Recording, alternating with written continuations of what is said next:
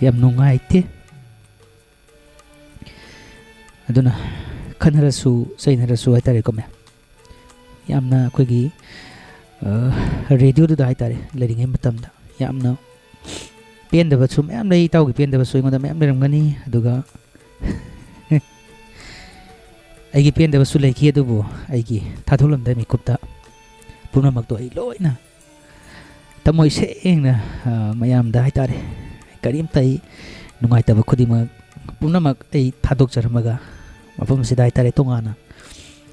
ai goina channel si amuk pikna amuk hogdok charakpani thagachari ma'am ngasi si yamna supuning nungsibam khaksu oi yamna khudakta haitare emotional oiba haitare ko sana yamna khoi hiram khudimak haitare karaida kari soiki kadagi haidana chaka enjanga hek totna badong haitare adamak 2000 khoi 17 loram dai 18 dagi haitare 2020 ga 4 gi September gi tang 13 faw haitare adamak chaka enjanga totna badong na leminaram bai gi yam nungsiraba maruba ko itaw haitare ma'am su dum comment section da dum ubiraba sini boinau wahengbam haujuk diamond radio gi haitare senior announcer oidana mayam gi seba tobiri bai gi taw haujuk siling sile itaw taram noksari yam nungai ngasi se ko gi taw boinau haitare lingsin biraktana ngasi gi esu leitraba ai amagi haitare mayam gi channel oikraba Nachom studio gi maikaida lingsin birakpa itawbu taram noksari thagat sari matam leba khibikta khogi taw gi punsi joi tare na thekna mayam gi seba tawbu ngamba matolona tawbu ngambo oibiu aduga ngasi gi Nachom studio gi YouTube ta leibiri basinasu gi taw boinauna lakpus tai tare mayam nasu hara horona taram no piu haidana su haijagi aigi nungsi jaraba moderator sing loine loina na khogi lakpiriba khudimak khogi diamond radio khongjo maitare 91.2 megahertz ta sandokliba khogi FM radio sigi haitare senior announcer oina hojuji yamna sauna thogai pudana haitare itaw boinau hadumak lebiri bani aduna pulingai matamda itaw gi haitare saisu oiraga mafam amadagi mafam amada chatboi chataboi chaboi chadaboi tare sara kaya henminadana khogi khudong thi bai tare accident faw dai tare itaw gi bani adumak taurini aduna sumaina accident faw tawraga miyam gi seba mato lomna tawjaramba do hojiti magi matamna laktana tongana khongthang singse sum thangnarakpana ngasidi itaw boinau gi manakta gi haitare ai adamak lapthok sare masigi damak mayam tawna so waro biganu haipofam simachu thamjagi singna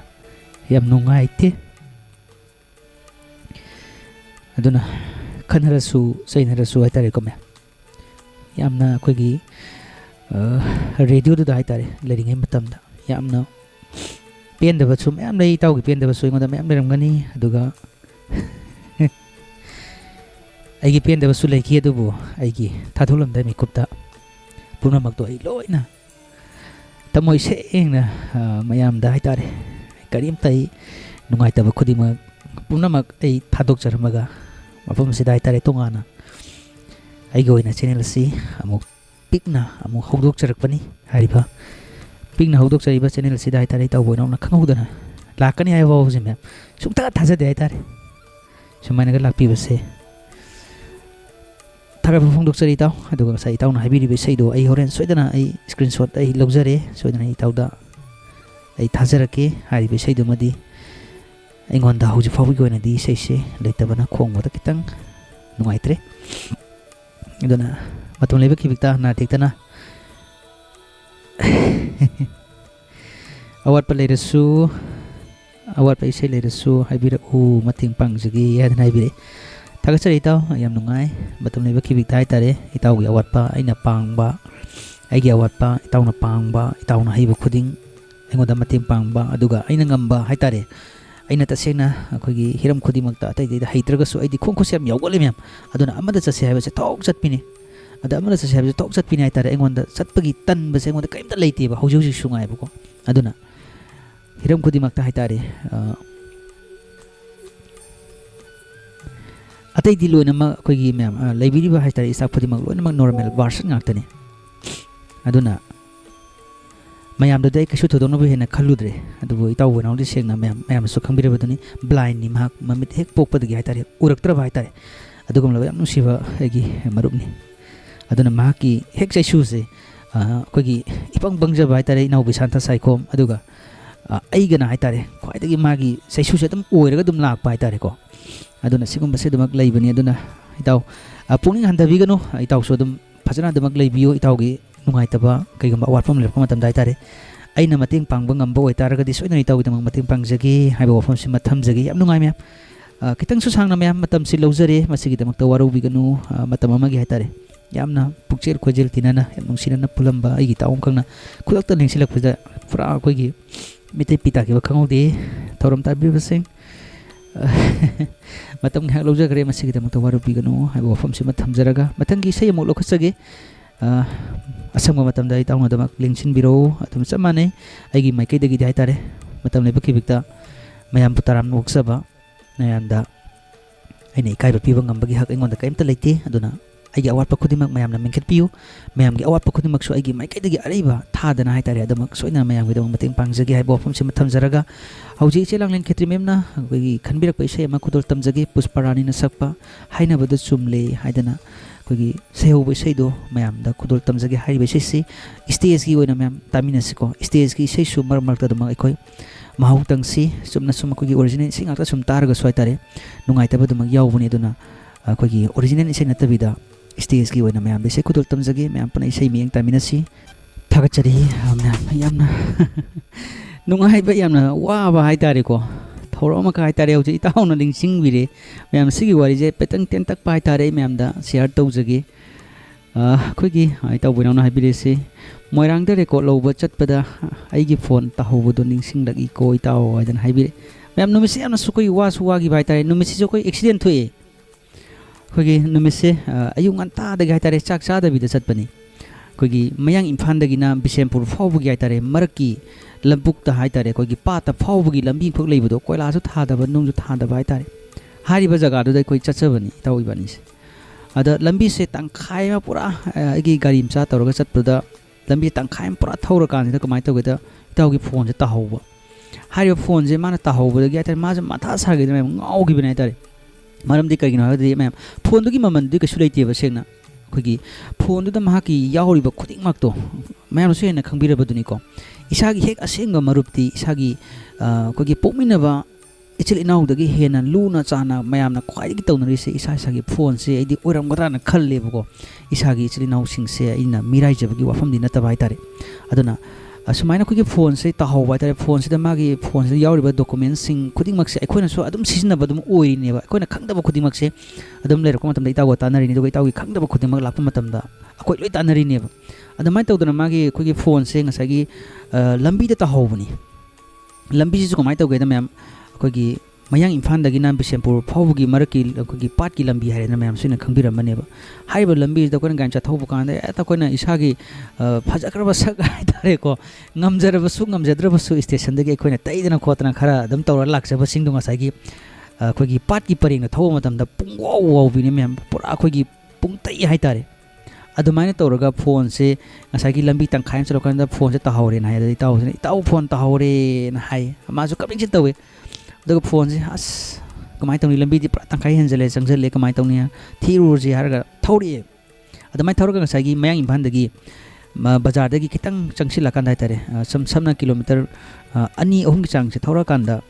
yam na pukchil chaw mi yam khangnai tare nupa am khangna phone se khulle haiba phone se koina sonda station da baw pi gre dagi station dagi mo koina phone se samai tawraga tahore haidana lauthohalak padagi ngasagi kogi nahu bisantana tare phone se tawba kana ngasagi nupa aduna khuliba mioi duna tare phone se paikhalaga samai tawre lambi tahore aina khunjalaga leire haidana tawrpadagi maina haibirak padagi haiba phone se koiga line longnar kanda mo tangkai mi chang se pura mo thawrga lakpani adu numisu dum hojin grai tare adamai tawraga koigi mioi duda koina haijaraga nonjaraga maki khorsa lupa chama fawo ya koina pibase tasena lobby ho da bai tare harbe miui du to ki mati yamna pukchil chaw yam nungai samaini tawse blind ni hadana sumai khangbira kanda phone ga puthok pirak podo asma du da itaw nungai ba phangi bu mayam aina ngasagi pura wajaba do ma ki sai suoina aina koi chaluroga aina to ki mati wagi ba khudi mak to ma ki ngaktangi oiba haitare maki maithongduda phone phangbagi nungaibagi mami ugibodo aduda aigi awaba punama kawi haitare mya adamaina tawraga चलागा मोरंग से ताना बिशेनपुर से फावरगा चटपसे नुमित तादौरेबा अखोइना मोरंग बाजार दगी record लौरगा सुमनगी अखोइगी record से अखोइगी पुंग अमगी ओइगदौ record ने तवतबु लाइबक थी by तारे सगी हंदोक हंजिन तवबुदा सुमनगी record अनिखक लौरे हारिबा record अनिदु तौरगा Lakhpa मतमदा अमु इम्फाल से फावरगा मु लाखपनि हंदकती लंबी से फत्रे थेंगवनिना हाइदना मै तौर लाकांदा इलांग लकाइदा हाइतारे अमु एक्टिवा अमना अखोइना थौरिबा साइटो अदोमदा अखोइगी येलोमदा बगल लौनबनी तवतो मागी बगनदुदी ओइरोमदगी खुदक्ता लौखलक पाइतारे अदमाइन तौरकांदा साइसु सिग्नल सु केमता पीदबा अदमाइन तौरकांदा अखोइदा हाइजिलाकांदा गाड़ी से थोमगा अखोइजे तौइबानिसे फना सांगना सिटलगा चले अददा अदमाइन तौरगा अखोइगी असोकपन दुम नंगी हाइतारे नुमितुनसु दुम पुसिगी ओइना हाइतारे को अदमा असोकपन से लोइनमा पुजग्रजनु हाइजना खंजबनी अदुबो ख्वाइदगी हेना लाइबक थी बारगदी अखोइगी हदकी चलीब सही हाइतारे इताउगी बाबासु हाइतारे अखोइना हयाकपु पुपीद्रगसु हाइतारे अखोइना इताउगी युमदा हेक चटप कांदा बाबासिना हाइतारे ए इबुंग नंग लाइब्रा हाइना पोक्ते पोक्पा मसा दौना हाइतारे यामना लुना अदम खंजरगा अखोइनासु बाबा हाइदना कौजर कांदा हाइतारे यामना नुंसिना लोइनाबा अखोइ इताउ बोइनाउगी बाबासु लाइबक थीबा एक्सीडेंट नमदा लेखिद्रे अदुबु लेखिद्रबा बाबागी थवाइना मपुगी लेकोंदा इंगना सिगना नुंगाय फना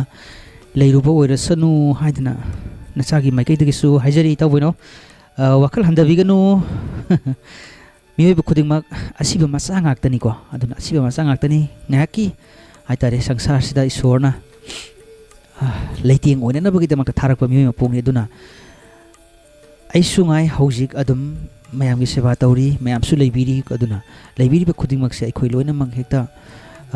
हौकिबा ngaki matungda haitare kari oigani haibase tamba ngamde mangnarnaga siba yauni adagi khudakta karigumba hiram amada haitare hekta tension laaga bp stroke tawraga dum siba sunum yaw haitare aduna ma'am असी भाइबसे अखोइगी मांगदा लोइनमक तारबा मतमनी अदुना असीबना इमांगदा Chowna लेबदरबा मतमसी फावबदा अखोइना अैना heli हाइदना मुखाइनदना हाइतारे थंगनाबा इपा इचा इचिलिनाव खुदिंगमपु पिजनिंगदगुम हौजि अखोइ लेरुबगी मतम नते अदुना लेमिनरिबा अखोइ खुदिंगमकसे मिको अमतंगरगसु नुसिना लेमिनसी खरा लेबदा येनारगा चामिनबगी हाइनबदो कम्याम पुन्ना अदुमा Serug यामिनसी हाइबा वफम दुमा थमजगे अदुगा हौजि मथंगी ngasi ahum suba round gi aroibe sei khudol tamjage aduna ahum suba round gi sei se marak sida ai tare myam aikoina aina sei se thajaringa gi marakta ngasai khoi gi maruk ke wai manglem bana haibirak pa yamna phajaba comment am khak yawi ko madu mutang ai myam da haija hoge handaki khoi gi mari suba round simadi mamang dagi hai tare ahan ba round dagi sei khan ba sung phang driba mayam khak मरी सुबर round असिगी इसेसी अखोइ खलन सी हादना मरुप के वै मंगलेम बन हाइबिरकपनि मयाम असि याब्रा यादब्रा असाइदगी हाइतारे अहान बर round दगिना अहुम सुबर round फावबदा इसै खनबिखिबा सिंगसे लोइनमक लेपगा इसै खनब सुंग फंगद्रिबा मियोइ सिंग खक्तगी ओइना हंदकी मरी सुबर round सी इसै खलन सी ना हाइ अदो मयाम मसिबु याब्रा यारगदी अदुम खलन बदा कैसु काइदब्रा हाइदनदि खल्ले अदना यारगदी अमुक्तंग मयामना अमुक्तंग कमेंट सेक्शन दा थंबियु सोइदना यारगदी याबगी थोकपदमा आई तौजरके अदुगा याद्रगसु यादबै थोकपदमा तौजगे सगोल सेम लंचेनबा मैतै सर इसै खनबा सिबु हादना हाइबिरे सलमसागी टाइम ने कोगी लंचेन बसे मयाम अतै कइमता नते आइनादि मसक मुन्ना खंगे अदो मयामनादि करीमता खंगमोय अदुना खंगदबा खुदिंगमक आई सोइदना नोंगमै हाइदोकसगे महाकसे लेमनगा थायाबा नते लंचेन मैतै सेको अदर महाकसे ताना तांगसु लाखपनि ngasi लागा दम लेरे अदुना हौरेन आई सोइदना थोरमसे लोर कांद लंचेन बसे कनानो हाइबसे आई मयामदा ताक्सगे कुमारजीत लाइश्रम याय सर पुछो याय दगियो याम जितेन हुइरेम याय दुगा मैडम प्रभावती सु याय ना हाइबिरे दुगा जादरमेंद्र हबुम लोइनम याय हाइदन लोइ हाइबिरे अनमना मयाम लोइनम याय हाइदना फोंदोक पिरे दुगा अखोइगी ताउ बोइनाउगी हाइतारे कमेंट अदमक उजरे थैंक यू इसे हाइदना कमेंट हनबिरी मयाम अदमक कमेंट अदम इताउ बोइनाउ सो दम हनबियु को आइना सो दम थोरम से लौथोकसगे पांथोकसगे अदुना सर आइसु याय हाइदना अखोइगी के ओय मंगलेबन हाइबिरकपनि अदुदि मैम अखोगी याबसिंगना मेजॉरिटी से ओइरबनिना हाइतारे को अदुना सोइदना